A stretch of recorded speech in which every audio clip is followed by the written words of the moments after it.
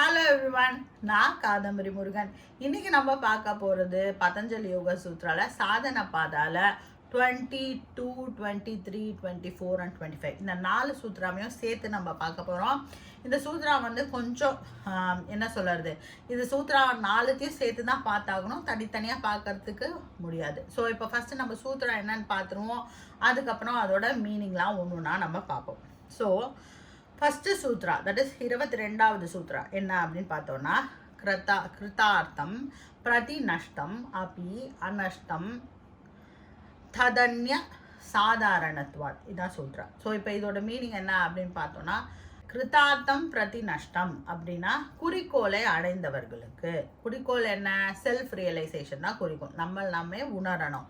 அந்த குறிக்கோளை அடைஞ்சிட்டாங்க அப்படின்னா அவங்களுக்கு வந்து இந்த இயற்கையும் அவங்களும் ஒன்றுன்ற மாதிரியோ, இல்லை இந்த இயற்கையில் இருக்கிற அந்த கான்ஷியஸ்னஸ் அதுவும் நம்மளும் ஒன்றுன்னு புரிஞ்சிடும். அப்படி இருக்கிறவங்களுக்கு இந்த இயற்கை இல்லாமல் போய்விடும் அப்படிங்கிறது தான் இந்த சூத்ரா. அப்படி இல்லாதவங்களுக்கு என்ன ஆகும்? எதுக்காக அப்போ இந்த இயற்கை இருக்குது அப்படின்ற கேள்விக்கான அர்த்தத்தையும் இதிலே சொல்லிடுறாரு.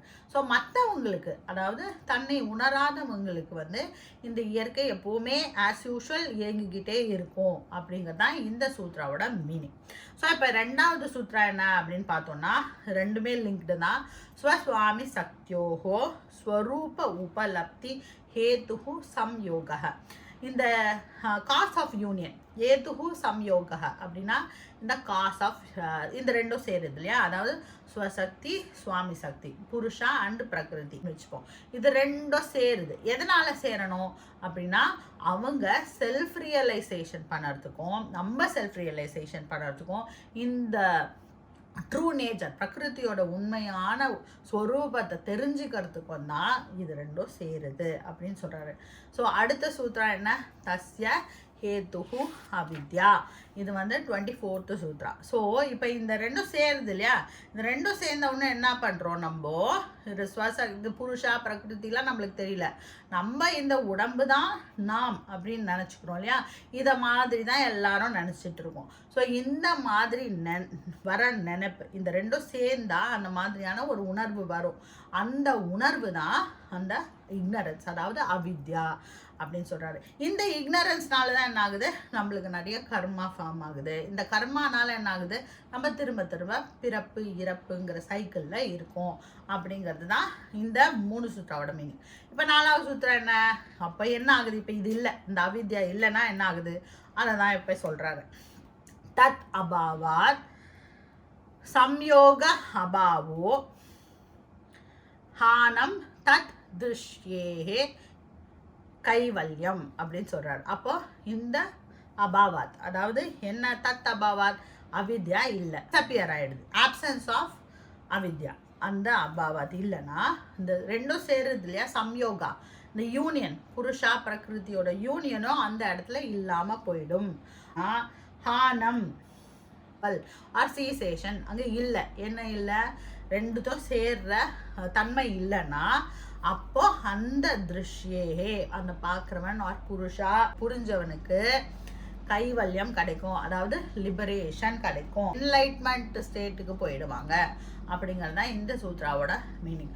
ஸோ இப்போ என்ன, இந்த 4 சூத்ராலையும் கண்டினியூஸாக நம்ம பார்த்தோம்னா, ஃபர்ஸ்ட் என்ன, ஞானம் இருக்கிறவங்க, தட் இஸ் செல்ஃப் ரியலைசேஷன் அடைஞ்சவங்களுக்கு இந்த இயற்கையும் அவங்களும் ஒன்றுன்னு தெரிஞ்சிடும். அதனால அவங்களுக்கு இயற்கை இல்லாமல் போயிடும். ஆனால் மற்றவங்களுக்கு இயற்கை அதோட வேலையை பார்த்துக்கிட்டே தான் இருக்கும், எப்போவுமே நடந்துக்கிட்டே தான் இருக்கும். அடுத்தது, எதனால் இந்த ரெண்டும் சேரணும், புருஷாவும் பிரகிருதியும் எதனால் சேரணும், இந்த செல்ஃப் ரியலைசேஷன், அதாவது ஒருத்தன் வந்து புரிஞ்சுக்கணும் இல்லையா, புருஷா யாரு பிரகிருதி யாரு, அவங்களோட ஸ்வரூபம் என்ன அப்படிங்கிறத புரிஞ்சுக்கிறதுக்காக தான் இந்த ரெண்டும் சேர்க்கை நடக்குது. ஆனால் இந்த சேர்க்கையோடவே நம்ம வாழ்நாளை கடத்தணும்னா அதுதான் அவித்யா அப்படிங்கிறது 24th சூத்ராவோட மீன். ஸோ இப்போ இந்த அவித்யாவே இல்லை நம்ம கிட்ட, நம்ம வந்து இதை வந்து புரிஞ்சுக்கிட்டோம் அப்படின்னா அந்த இடத்துல யூனியனே நடக்காது. யூனியனே நடக்கலை, அதாவது சேர்க்கையே இல்லை அப்படின்னா, சேர்க்கை இல்லாதப்போ என்ன ஆகும், தெர் இஸ் நோ அந்த பர்சன், அந்த புரிஞ்சவனுக்கு பர்சன் வந்து என்லைட்மெண்ட்டுக்கு ஸ்டேட்டுக்கு போயிட்டான், அதுக்கப்புறம் அவனுக்கு கைவல்யம், அதுதான் அவனோட கைவல்யம் அப்படிங்கிறது தான் இந்த 4 சூத்ராவோட மீனிங். ஸோ என்னால் எந்த அளவுக்கு இதை வந்து கம்போஸ் பண்ணி கரெக்டாக ஒரு லேமன் டேர்மில் புரிய வைக்க முடியும் அப்படின்னு பார்த்து நான் சொல்லியிருக்கேன். நீங்கள் போய் இதை நீங்களே படிச்சிங்கன்னா உங்களுக்கு டிஃப்ரெண்ட்டாக புரியலாம். ஸோ இந்த வீடியோ உங்களுக்கு பிடிச்சிருந்தா உங்கள் ஃப்ரெண்ட்ஸோட இதை ஷேர் பண்ணுங்கள்.